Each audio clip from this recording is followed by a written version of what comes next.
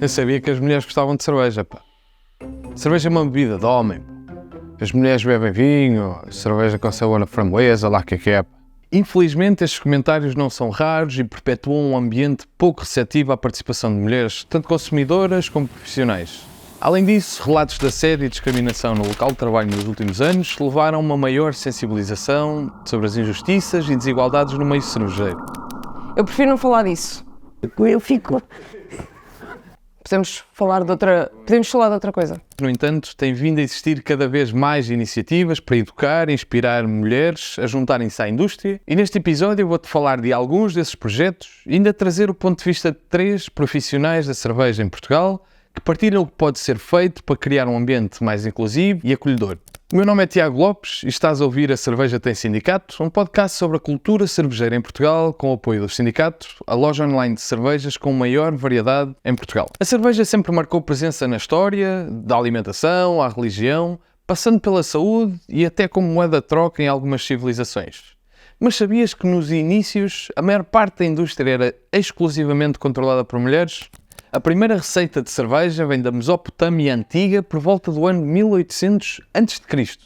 Era um hino dedicado a Ninkasi, a deusa da cerveja, e ensinava como fazer a bebida a partir de pão de cevada. Já na América do Sul, na terra dos Incas, a xixa era uma cerveja de milho, usada como moeda de troca e em rituais religiosos. E adivinha quem é que a preparava? Exatamente, as mulheres. Desempenhavam um papel fundamental naquela sociedade. Na Inglaterra medieval, a cerveja era essencial na dieta, fornecendo nutrientes e calorias. E quem dominava o mercado? As brewsters, as cervejeiras mulheres da época. Elas produziam e vendiam a maior parte da cerveja, provavam e aprovavam a qualidade antes de ser vendida. E na verdade esta cultura não era só na Inglaterra. Mas então o que é que aconteceu?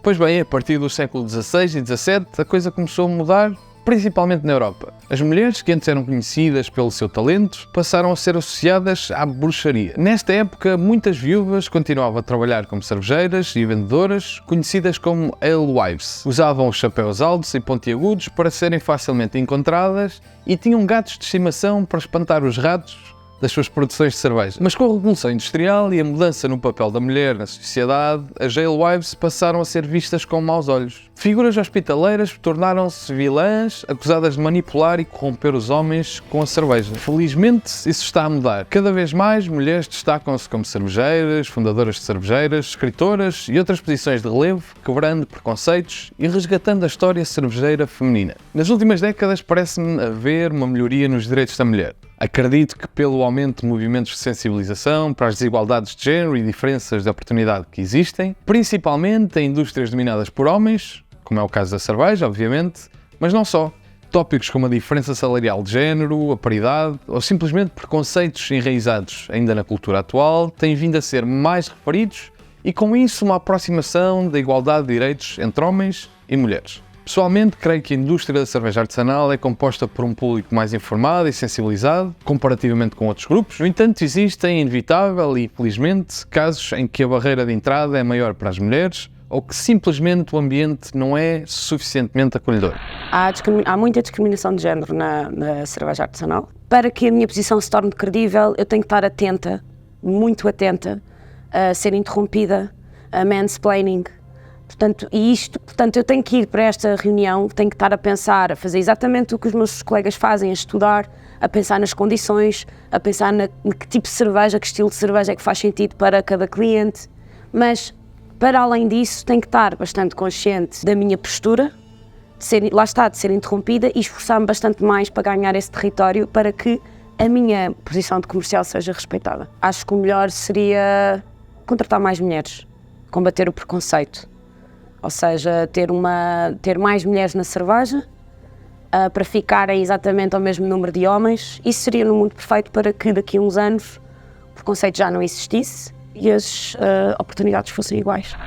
De forma semelhante ao movimento Me Too, que tem como objetivo de sensibilização contra o assédio, abuso sexual e até violação, em 2021 surgiu de forma orgânica o movimento Me Too também na cerveja. Brienne Allen, mais conhecida como Rat Magnet no Instagram, que era head brewer da Notch Brewing, partilhou um episódio de assédio que tinha acontecido no seu local de trabalho e de seguida perguntou que comentários sexistas já experienciaram. E para a surpresa da indústria, ou talvez não, recebeu centenas de mensagens de mulheres, profissionais da indústria, com experiências negativas neste tópico.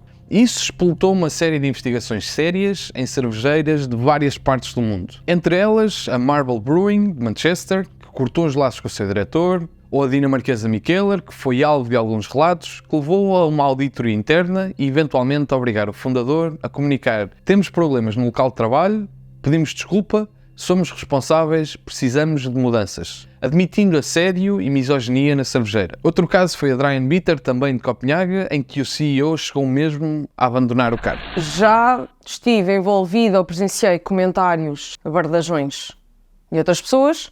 Se eu respondo. Se faz alguma coisa, não. Ou seja, ainda há muito aquela noção de que isto é humor, portanto não tem mal. Ou hoje em dia também já não se pode fazer piadas. Podes, mas não fizeste nenhuma piada. Não compactuar, não deixar passar, não desvalorizar. No mundo ideal, o preconceito não sai da tua cabeça. E tu pensas 2 vezes antes de falar. E não precisas de ser chamado a atenção por um comentário que é datado, que é danoso, que te deixa pouco à vontade e que não faz fluir o trabalho como ele deveria ser. Estamos todos aqui para o mesmo, estamos todos para fazer cerveja. Felizmente têm surgido alguns outros cenários mais positivos. De forma a dar voz às injustiças e inspirar mais mulheres a juntarem-se à indústria cervejeira, existem movimentos como a Pink Boots Society. É uma instituição americana sem fins lucrativos, com o objetivo de ajudar, inspirar e encorajar profissionais da indústria e as mulheres que se querem tornar profissionais nesta área, através de iniciativas de sensibilização e educação. A 8 de março celebra-se o Dia Internacional pelos Direitos da Mulher e centenas de cervejeiras pelo mundo fora, muitas com o apoio da Pink Boots Society, fazem cervejas colaborativas, muitas vezes pensadas, produzidas e desenhadas exclusivamente por mulheres. Um desses casos é a Brewster Gang, da Brussels Beer Project, que eu estou precisamente a beber. Foi feita pelas mulheres da Brussels Beer Project, em colaboração com a Pink Boots Society, o capítulo de Benelux, Bélgica, Luxemburgo e Holanda. Em Espanha existe também um capítulo da Pink Boots Society, mas em Portugal não existe ainda nenhum movimento dedicado a esta causa na indústria.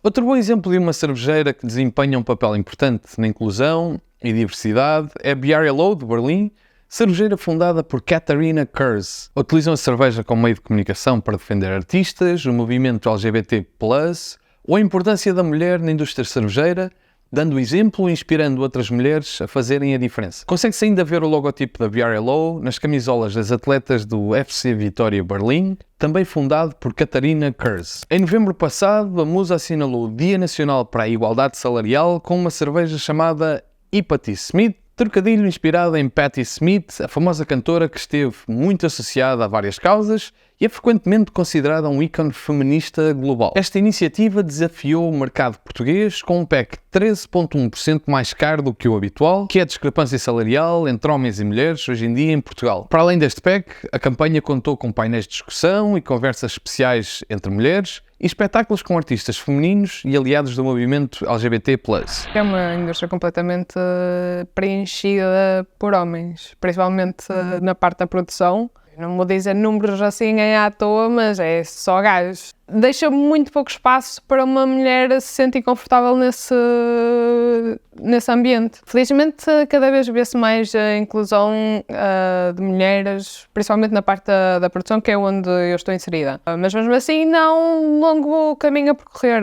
O exemplo que eu gosto de dar normalmente é da Cloudwater, em que realmente emprega 50% de mulheres e faz com que realmente tu espelhes a população mundial, não é? A equipa da Cloudwater eu acho que é um ambiente muito mais, a palavra não é sua, mas inclusivo para mulheres se sentirem bem a trabalhar. Antes de deixar alguns projetos inspiradores que merecem ser acompanhados, deixa-me falar do Sindicato.pt, o apoio deste canal. São a maior loja online de cervejas em Portugal e tem uma vasta oferta de cervejas belgas, alemãs e de outros países, inclusivamente a Delíria, uma cerveja da Delirium feita por mulheres cervejeiras. Se usares o código Sindicato10, tens ainda 10% de desconto. Por isso, se precisares de encher o frigorífico, já sabes, visita sindicato.pt. Por fim, quero recomendar-te a seguir alguns projetos e cervejeiras que têm vindo a desempenhar um notável papel nesta área. Beauvuse de Bière é um grupo de apreciadoras francesas, tanto consumidoras como profissionais, que promove a educação e mais oportunidades para as mulheres neste meio. Organizam provas, visitas a fábricas, conversas e eventos de aprendizagem por toda a França. Japas é o nome da cervejeira de São Paulo, composta por 4 mulheres brasileiras com ascendência japonesa, que através da cerveja pretendem mostrar que mulheres também podem e devem participar em ambientes que geralmente são considerados masculinos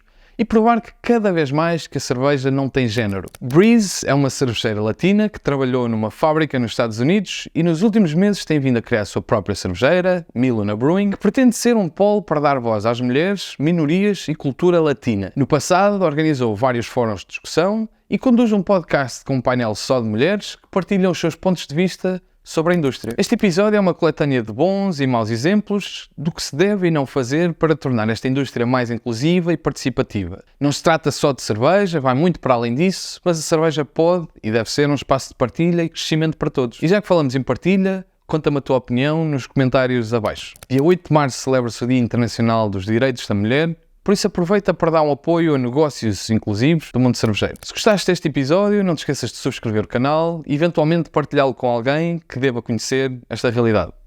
Vemo-nos na próxima cerveja. Estas mulheres já não é como antigamente. Qualquer dia um gajo não tem cerveja para beber.